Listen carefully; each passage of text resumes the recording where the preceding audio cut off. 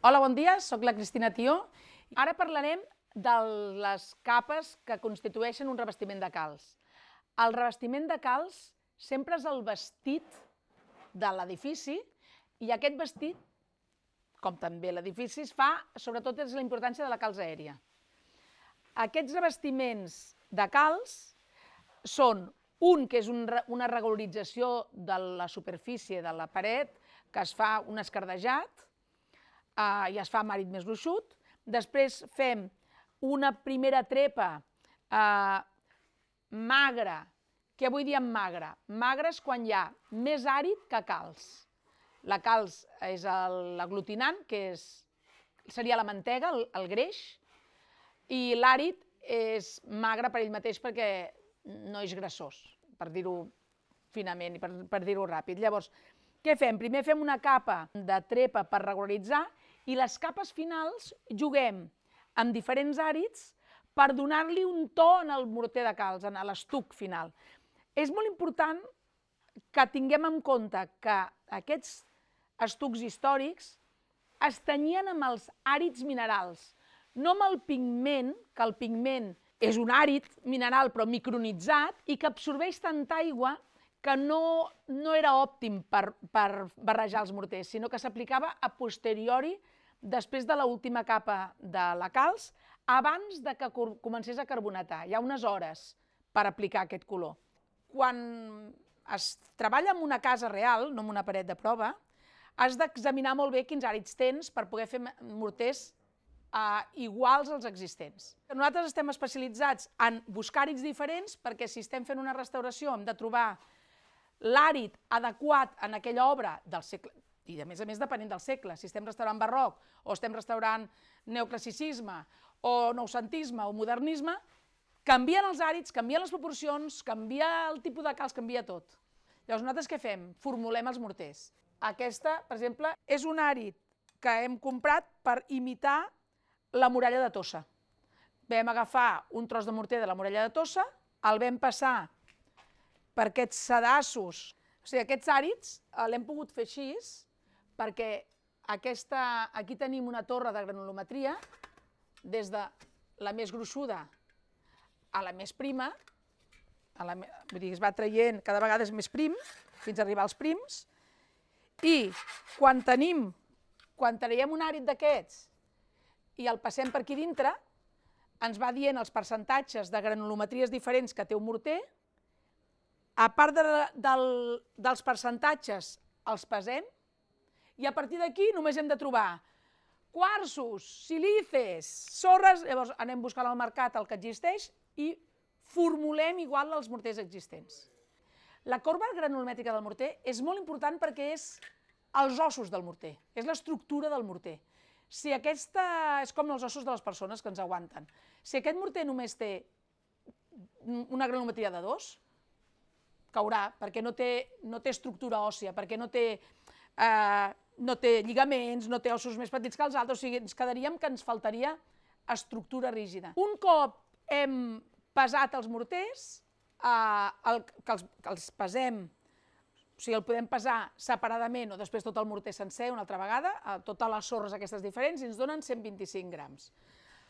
Els posem en el forn i el deixem assecar bé. I potser de 125 grams ens acaba pesant 120, perquè 5 eren d'aigua, perquè estaven humides les sorres.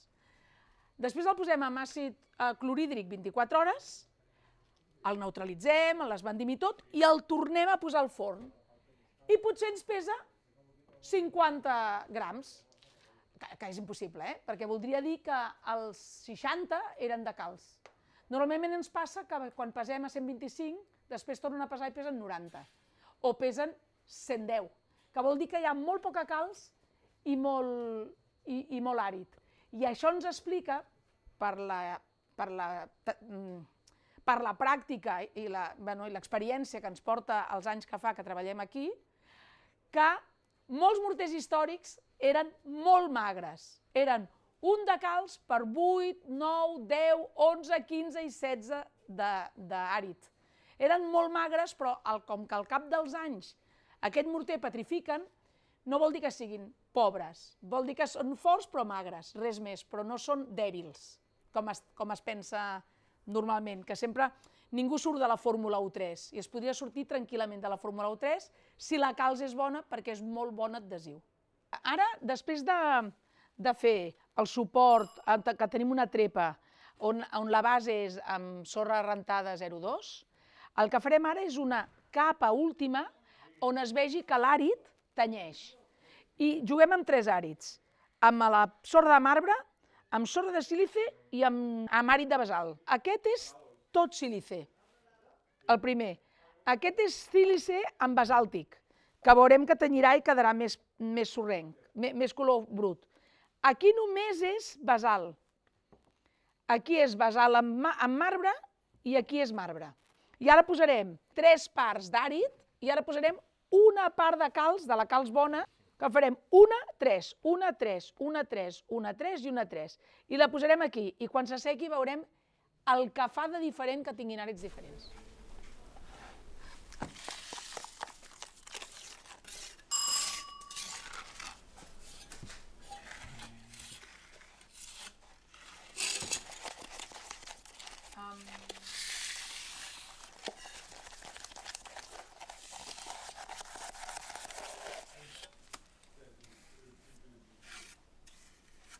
Aquest, en lloc de tenir 2 àrids junts, en té 4. Primer hem posat el morter de calç, la segona capa. Llavors, l'apretem perquè penetri dintre de l'altra, però després volem que s'ordinin les molècules i que perdi aigua. Llavors, només es pot fer amb una talotxa de fusta, perquè la talotxa de fusta el que fa, mentre es va apretant, va agafant l'humitat del morter i va assecant-lo. I quan el tenim totalment apretat amb la de fusta, com que la de fusta no té la capacitat de polir, només d'absorbir l'aigua del morter, acabem amb una llana metàl·lica fratassant fins que llueix tot, fins que sigui com un estuc, no et diré cremat, però sí lliscat. L'important és apretar una capa amb l'altra, que microscòpicament uns grans entren dintre del gra de l'anterior. Al final acabes fent un gruix d'un centímetre màxim amb 3 capes, però que han fet l'esquelet aquest que dèiem de l'esquelet del morter. Quan els revestiments històrics han passat 100 anys i ha plogut molt a sobre d'aquests revestiments, el que fa l'aigua de la pluja és treure la calç superficial que tapava els àrids i deixa els àrids enganxats per darrere. Com que normalment restaurem patrimoni antic, tot el patrimoni antic està rentat per l'aigua de la pluja. Perquè no es vegi la nostra intervenció, el rentem. Si estiguéssim en un edifici de la costa antic, segurament ens trobaríem més aquests àrids silicis. Quan ens trobem a l'interior trobem més això. Com ens trobem això? Que aquí hi ha una barreja de tot. Han agafat tots els àrids que tenen per allà a la zona. Quan aquest revestiment està acabat d'aplicar, està lliscat, com hem vist abans, i està al dente per tenyir-lo, hi ha 2 maneres de tintar-lo. Quan està encara no carbonatat, ni molt menys, està acabat de fer i està, diguem-ne, fresc, es fa amb aigua i color. Això és aigua, només aigua. Què ens trobem? Que l'aigua també tenyeix, perquè com que el morter està fresc, l'està acceptant. Llavors, pots fer més de quantitat, més transparent, menys transparent, és tot un món, Aquest és amb aigua, només amb aigua. Quan ha passat unes hores perquè t'has anat a dinar i se t'ha fet tard, pots posar aigua de calç. Aquesta aigua que està traient és aigua de calç. És aigua amb calç, amb partícules de calç en suspensió i és un consolidant pels morters. I afegint-li pigment es pot pintar. Que ara està molt barrejada. Això si la deixem ara una estona, ara la veus blanca, i veurem com es va fent transparent perquè la calç quedarà baix. És una aigua amb calç micronitzada i que si barregem és aigua blanca perquè la calç es decanta i va baix. Però tota aigua que tingui calç, que tingui cristalls de calç a la seva composició és un consolidant. I no necessita que la calç hagi carbonatat. Amb aquesta aigua de calç i pigment tenyim els morters sense pintar-los, sense fer un color opac. Només el tenyim. Llavors, en fem servir molt poc, perquè tenyeixen molt, La barregem. Llavors, aquest que et queda així, el vas tenyint.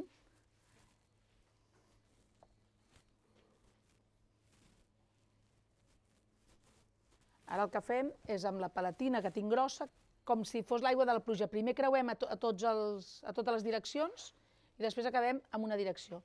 I això és un morter tenyit amb massa, veus l'àrid, no et queda com si fóssim amb calç, no et queda pintat a sobre, veus que era ocre perquè de lluny la veus ocre però de prop la veus transparent. Això són veladures, que a vegades hi ha gent que pinta allà amb plors, que posa un color vermell superbèstia, però, per exemple, si ens interessés una franja una mica més densa, la podem fer. I depèn si a sota ho tens més blanc o més fosc o més claret. I els revestiments de les cases tradicionals són pigments minerals, són ocres. L'ocre pot ser torrat, quan el torres passa a ser vermell, o poden ser blauets perquè s'utilitzava la calç com a un antiparàsits, per netejar la casa, i es pintaven les cases amb blauet, que és els morters, i a sobre se li feia blauet. No es barrejava la calç amb blau perquè se la menjava. I aquests colors, l'hem acabat d'aplicar avui, demà estaran una mica més baixos, però no baixen molt més, només una mica. Una altra forma de pintar aquests revestiments és amb calç. Un seria aplicar calç i blanquejar, que encara que aquí no es nota, això demà serà blanc pur, però blanc pur perquè té molt potent de cobrició la calç, o aquesta calç posar-li pigment. Amb aquesta calç només que li aportem una mica de pigment. El que veurem ara és que això sembla una aquarel·la i el que farem ara és un guaix. Pintarem, però no veurem tant la transparència del material, perquè la calç és opaca, és blanca i té la seva opacitat. Llavors sí que pots fer més veladura o menys, però la calç, quan més bona és, més capacitat de fer transparències tens, perquè més capacitat d'aglutinar té. Ara hem posat poca calç, però si a més n'hi posem una mica més, perquè volem que sigui més opac, anirem tirant a blanc. Això ho veus ara així, però demà aquí no es veurà el pigment perquè estarà blanc immaculat. Però té molta més vida les pintures que fem amb aigua de calç o amb aigua que les que es blanquegen. Això que avui es veu un color enfarinat, perquè la calç enfarina, seria com el guaix i l'aquarel·la, demà això tindrà un potent blanquejador brutal. És molt important els pigments minerals i és molt important que si la calç està acabada d'aplicar, el revestiment de calç, només cal posar-hi aigua, perquè l'aglutinant no és l'aigua, sinó és la calç que està mordent a sota. I si se'ns ha passat massa temps, ho fem amb aigua de calç. I si volem pintar al cap d'un any, ho fem amb calç, o aigua de calç, però sobretot amb calç. Apliques calç i li poses un color. Què passarà? Estaràs emblanquinant aquesta pel·lícula tan bonica, aquesta capa superficial que es veu en tots els àrids i vibren. I l'últim que es pot fer en una superfície és agafar una xabelga, que és aquesta calç d'aquí, apliquem una mica d'àrid, que ha de ser fi, i pintem. Llavors això es fa moltes vegades en cases velles que hi ha esquerdes o que vols homogenitzar una mica la superfície i la vols fer vella, que tens aquest àrid que et queda en superfície perquè la calç té un potent aglutinador que fa que aquest àrid no es despengi. Que a aquesta xabelga li vols donar color?